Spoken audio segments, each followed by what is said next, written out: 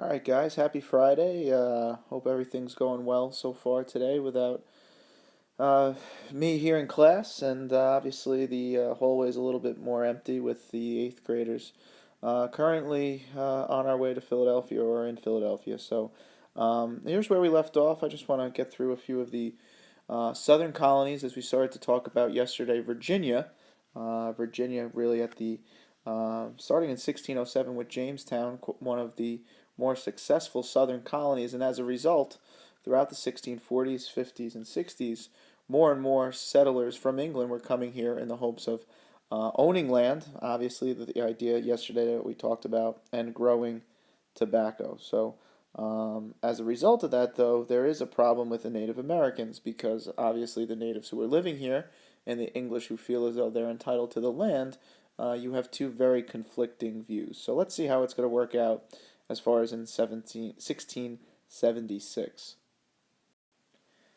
All right, yesterday I had made mention of this rebellion that's going to take place in Virginia, not over Bacon, even though it is called Bacon's Rebellion and really has nothing to do with my friend Rich Bacon from the class of 2004 that I started to talk to you guys about yesterday. But Bacon's Rebellion has everything to do with this land dispute in what would be perceived as the back country. All right, so one of the things we want to keep in mind as far as even talking about this rebellion is that while many English settlers were coming here in the 1660s and 1670s, many of them were forced to settle in lands further inland. But the big thing for any of the settlers who were coming here was this idea that with land, as you could see here, all right, one would be able to make money, but also have the right to vote. Something that many English citizens over in Europe wouldn't have had the right, since England was such a small country because it was an island. Land was pretty much all accounted for. But here in the American colonies, the English colonies in North America, everyone had the opportunity to probably own some sort of land. But the problem is that in the 1660s and 1670s, most of the territory that had great fertile soil along the coastline was taken by the wealthy colonists, and rightfully so. They had been here for quite some time.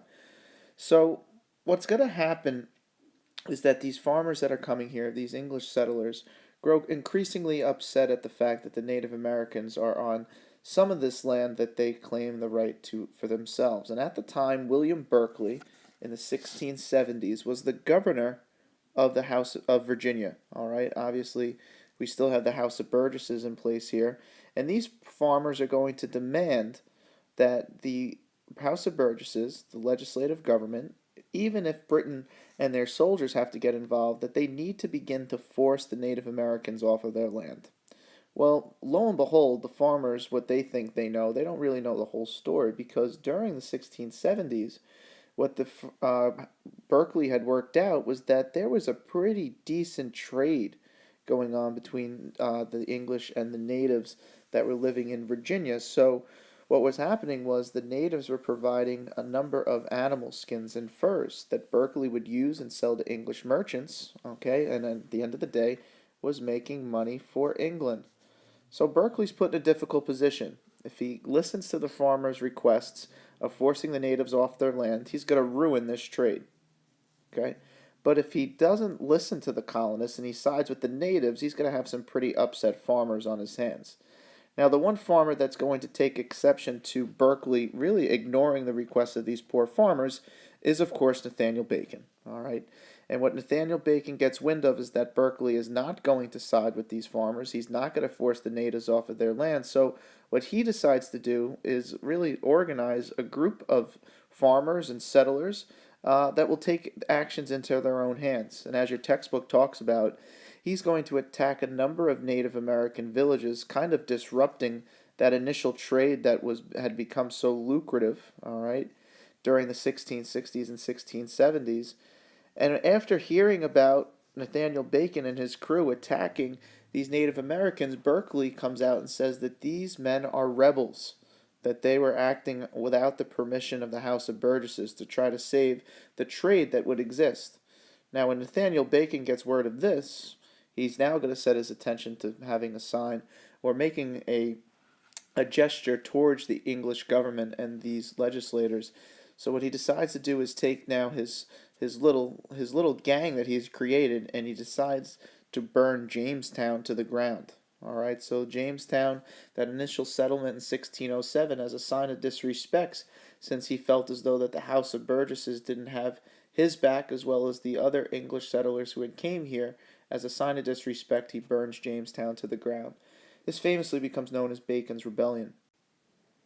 Now, after Jamestown is burnt to the ground, the rebellion begins to pick up a little bit of momentum. Berkeley and Bacon are obviously at odds with each other, but unfortunately, at least in Nathaniel Bacon's case, he winds up getting a fever and dies a month after Jamestown is burned to the ground in October of 1676. Now, even though Bacon winds up dying, there are still a few hundred farmers that are in protest of the House of Burgesses and the English government. However, the rebellion will pretty much die out. At the end of the day, Berkeley has many of the men arrested who were affiliated with the rebellion. 23 in total were actually hung for treason. So there are some remnants of those who were arrested and put on trial and hung for their crimes. But what this rebellion shows, as far as the big picture, is that many colonists are going to begin to be at odds with these representative governments that are set up. And remember, these governments are an extension of the king over in England. The idea that the colonists feel as though that these governments don't have their back is one of the many causes that will eventually lead to the American Revolution. Now, as I mentioned yesterday, as far as the southern colonies go, some are founded for financial reasons, like we just talked about in Virginia, and there is one colony in particular that was founded for religious reasons. And the colony of Maryland, as we said yesterday, was originally a colony that was founded for Catholics. Now, what was going on in England with the Puritans and the Quakers that we've already talked about was actually also going on with Catholics. Now, while the Puritans and Quakers certainly were persecuted, as you could imagine, as we talked about when the Reformation took place in Germany in the 1530s, Catholics and Protestants did not get along. So as far as the Church of England went with any Catholics who lived in England, it really wasn't a very good relationship. George Calvert was a actual someone who converted to Catholicism in 1625, and seeing all the persecution, used his relationship with King Charles I in order to attain the right to a charter to settle in North America. Now, although he will receive permission, unfortunately, George Calvert will suddenly die. And his son, Cecil Calvert, who was the quote-unquote in a position known as Lord Baltimore, will inherit the charter in order to settle in what the English called north of Virginia. Now remember, this goes all the way back to the Pilgrims. Remember, Virginia for them stretched from Jamestown to the Hudson River to the Dutch colony of New Netherlands, but now by the 1660s is New York. But just keep in mind that this charter is actually being given in 1634. So this is right around the time, this is 4 years after Massachusetts Bay was given a charter. This is 2 years before Rhode Island and Connecticut, so it's kind of giving you a little bit of a time frame. Now, Lord Baltimore, as really the owner of this charter here, is going to help to found a Catholic colony. Now, if any of you have ever been to Maryland before, many of you have probably been to Baltimore, maybe to see an Oriole game or a Ravens game. The Inner Harbor is a very nice place to spend a weekend with the family, going to all the touristy places to go. But what happens in the 1630s and into the 1640s is that you have a number of English settlers in Virginia in search of land who were originally Protestant. So now all of a sudden, a colony that was meant to be founded for just Catholics only is now going to have both Catholics and Protestants living in there. Very famously, Lord Baltimore in 1649 will sign off on the Act of Toleration, which was an official document to try to lessen the tension between Protestants and Catholics. This document was really made because of what had been happening as far as Catholics in their own colony really beginning to feel as though that they were being left out of government. So, what the Act of Toleration said, and this is all you need to know for your test, is that it welcomed all Christians. Remember, when we talk about Christianity, we have Catholics, we have Protestants, and underneath the Protestants, we have the Anglicans and the Baptists and all of them. So, in Maryland here, this act basically says that as long as you were owning land and as long as you were Christian, you were able to participate in office or in government. So that's a big step for the Catholic colony. Again, being a colony that is now welcoming all Christians. Now, while Protestants and Catholics don't get along too well in England or in Europe for that matter, here in the colonies it's not as bad. It's not great, but like I said, not as bad as it would have been in Europe. So for Lord Baltimore receiving this charter because of his dad, he is in pretty good shape to being known for, although he obviously dresses a little weird, very similar to the Duke of York. But hey, I guess it was the style back then. All right, moving on from the Catholic colony of Maryland, obviously something that was founded for religious reasons, let's now focus in on North and South Carolina. Now, as I had mentioned yesterday in class, North and South Carolina originally were one colony known as the Carolinas. Now, what happens is in England, Charles II is interested in founding colonies south of Virginia. Now, in the 1660s, keep in mind, this is a time period where, although Spain is in the decline, they are located is still in Florida. And Charles II figured that this charter and the formation of a colony could act as almost like a security blanket for him in the event that the Spanish were looking to attack the colony of Virginia that was making him so much money. So he's going to give a charter to 8 businessmen, proprietors, if you would, as mentioned in your textbook. And the idea was that these colonies were going to serve as a protection to Virginia. Well, when he gives the charter to this group of 8 men who were businessmen, they really weren't on the same page as Charles II, and they actually want to found a colony that is going to make them money. So that's as to why the Carolinas is going to become very important to the southern economy, not just to the Carolinas themselves, but to the southern colonies as a whole, because of its climate, because of the perfect resources that the Carolinas will be able to give. The problem is that the Carolinas as a whole actually are going to develop quite differently. All right. Now, as far as the northern part of the Carolinas, or formerly known as now today, North Carolina, is going to develop rather slow. All right. Now, what do I mean by that? Well, they're going to develop rather slow because if you were to look at a map of the United States today, you would notice that North Carolina would lack really any sort of natural harbor. There's no major rivers that flow into the heart of North Carolina, so as far as trade goes, financially, North Carolina, or the northern part of Carolina, is going to struggle. However, the South is quite different. The South is going to have one of the more, especially as we move into the 1700s, one of the most successful colonies in the Americas, primarily due to the fertile soil, all right, perfect for growing to the likes of tobacco and eventually, something that we didn't mention yesterday, but also sugar. Now, obviously, in order to make a lot of money, you need an important city, just like the likes of Boston and the New England colonies. You have New York City in the middle colonies. Charles II, who gave the charter for the founding of the Carolinas, will have a town named after him, called at the time Charleston, or Charlestown. All right, we know it today as Charleston, certainly a great destination to go and visit if you were traveling in South Carolina.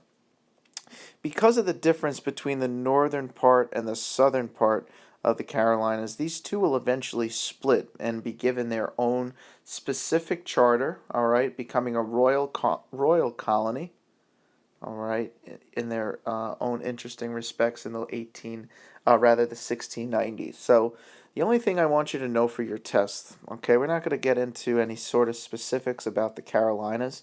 The only thing I want you to know for your test is obviously the capitals of each, which you guys have done very well on, but also know that the Carolinas were once one colony, all right, called the Carolinas, and that out of this group of colonies, Charleston or Charlestown was the most important. So just make sure you know those two things. Now, interestingly enough, while the English population in each of these colonies will grow steadily, they will soon be outnumbered. Now you might be saying, well, who's going to come? Is it a diverse colony? Are we talking about other Europeans? Are we talking about Native Americans? Are we talking about the Spanish? No. What will happen in the Carolinas because of tobacco, all right, as I just mentioned here, sugar, and eventually cotton, slaves, all right, African American slaves will be brought to the Carolinas by the boatloads. It is estimated that by 1720, the ratio between African American slaves and English settlers was 9. For every 9 slaves, there was 1 English colonist. So with that ratio right here, you could see that, and kind of going along with what we had said yesterday, is that slavery is going to become a way of life for the southern colonies, and certainly in South Carolina, as we will continue to kind of build that narrative as not only talking about the American Revolution, but also in talking about, eventually, by the end of the year, the Civil War. The last colony I want to talk to you guys about today is the final colony that will be founded by the English, and this is actually the only one of the 13 colonies that is founded in the 1700s, as you could see here, and that's the colony of Georgia. Now, we've talked about many kings as far as giving charters out, and being the only colony to be founded in the 1700s, it's time to make mention of really the changing of the guard and new family in England as far as being kings. And at the time that this charter is granted to the founding of the colony, it was a charter given by a king by the name of King George. So hence Georgia was its initial name for King George II. Now, being the last of the English colonies to be founded, many a times Georgia is known as the last colony. Very similar. Sounds very similar to Roanoke and the Lost Colony. Don't get your vowels confused on the test on Tuesday. But nonetheless, Georgia will ultimately be founded for 2 reasons. Now, a lot of the reasons in which we've spoken about all of these colonies was the idea that they were either A, founded for religious reasons, or B, founded for financial reasons. And as I mentioned yesterday, Georgia was founded for neither. The first reason as to why it was founded was because of the Spanish.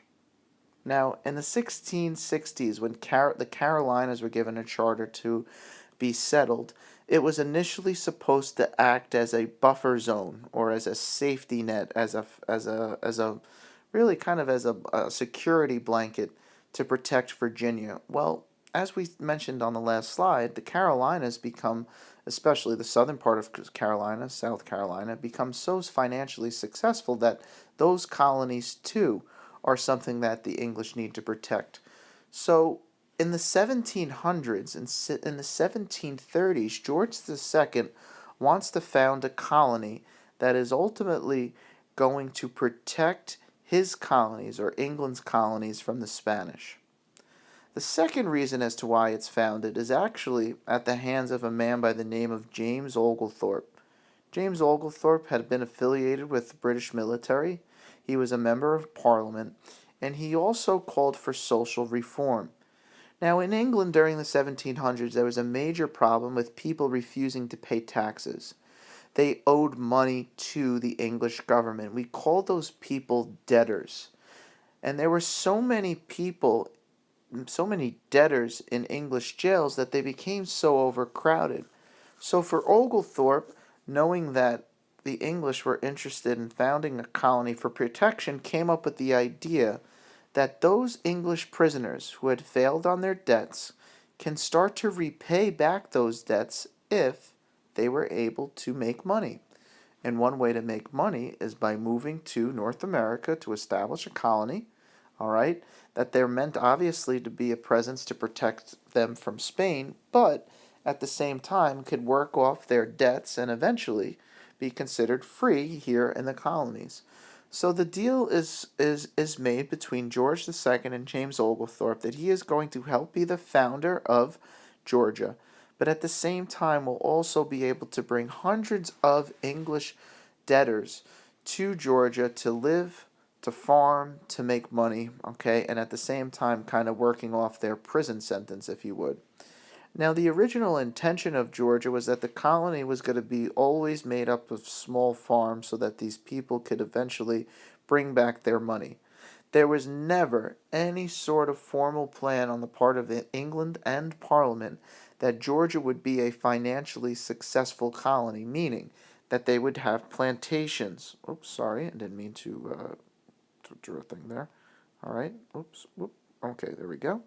All right, that this colony was never meant to have plantations, and therefore, originally, with no plantations, Georgia will actually ban slavery. However, that will quickly change by the 1740s. My oh my, how 10 years can make a huge difference. Georgia, a southern colony, particularly around the areas of what is today Savannah, Georgia, become quite popular areas, not obviously just for English debtors, but for other English colonists living in the Carolinas and also over in England as a popular destination to come here and own land. So Georgia, although it was founded really for security reasons, becomes a very profitable colony.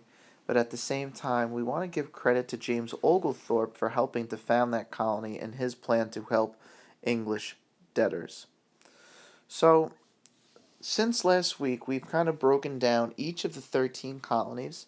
We've spent some time talking about colonies that were founded for religious reasons, some colonies that were founded for financial reasons, but overall, and although Georgia is the exception, overall, these 13 colonies are England's crown jewel.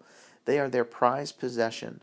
By the 1720s, the population of North America within those first really 110 years is well over 200,000 settlers, which is astonishing considering how fast that people were willing, okay, over really a short period of time when you think about it, that were willing to leave England, willing to leave Europe and come and settle here.